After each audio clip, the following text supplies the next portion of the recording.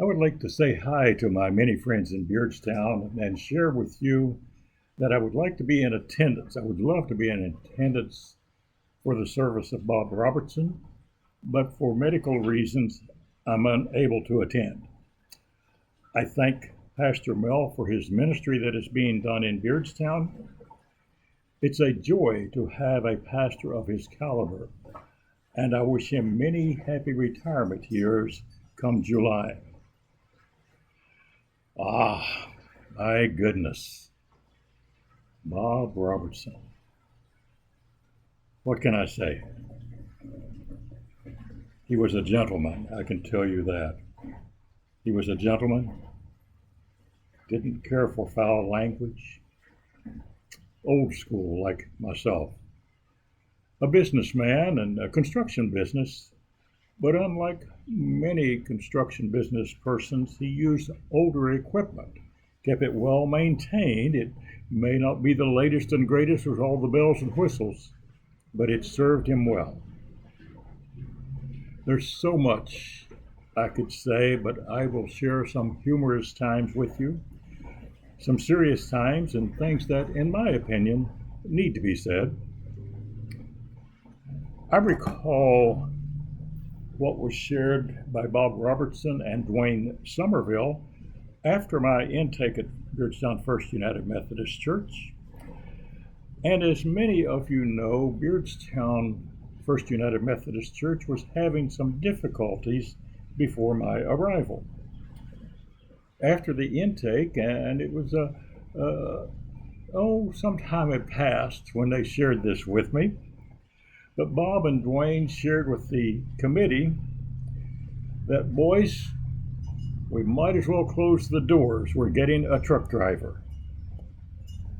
And I recall that Bob and I really began to hit it off, if you will.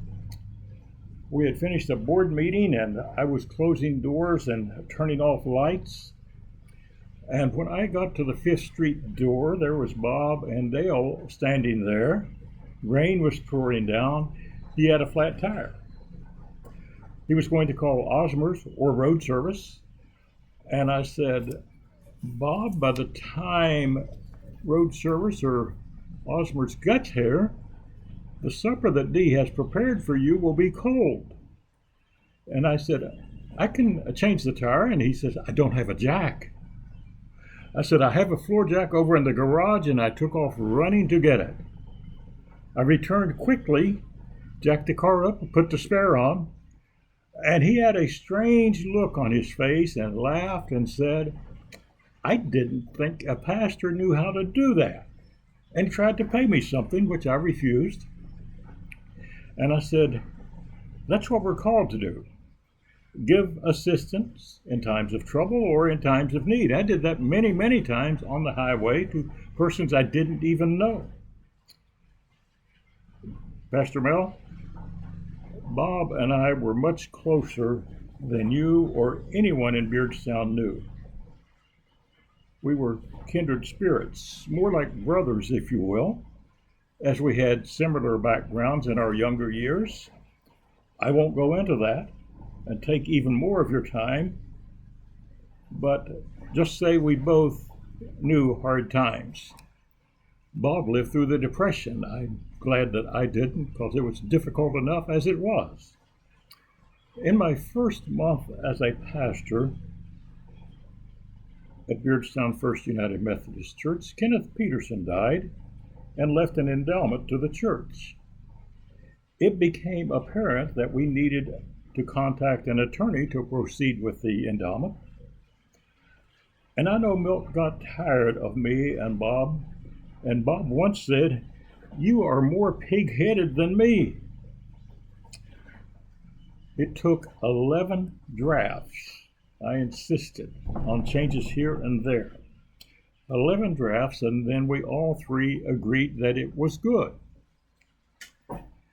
Our intention was to make it triple by the time I retired or I was appointed to a different United Methodist Church. We recognized what was needed to be done in the community and with the church, but realized it would really take much of the endowment. Milt, Bob, and I realized that in time, someone would find a way to invade the principal, and we had a lot of prayer about that. And the right pastor and the committee came along, and it fulfilled Bob's and my intention to have funds available to do ministry and necessary church improvements, and still have funds available to invest for future growth. Bob and I would exercise at the armory every morning while watching Squawk Box and discussing investing. To the best of my recollection, I believe it was in 2011 that I mentioned Tesla would be a good investment. And Bob quickly responded, "No, cars are a terrible investment." And by the time I retired and stayed in touch by phone from Florida, before he hung up, and we talked quite often, sometimes at length, but before he would hang up, he would always laugh and say, someone once told me that Tesla would be a good investment."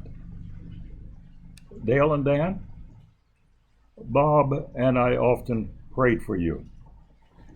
He was so concerned for you, and I promised I would always be on the lookout for any treatment for Stargardt's that would help with the eyesight that you guys have trouble with from that disease. And I would do my best after his death to be there for you in any way that I could, and I will. Beardstown community, God blessed Bob, and he blessed the Beardstown community in return. He and Dee also loved Florida and planned on moving here one day. Dale and Dan, after your mom died, I had many long talks with Bob, and he was devastated. I don't have to go into the many things that we shared, and I'll let it go at that. But he loved you boys deeply. He loved Dee deeply, and he missed her. And now, thank God, they will be dancing in the kingdom, and we will rejoice when we get there.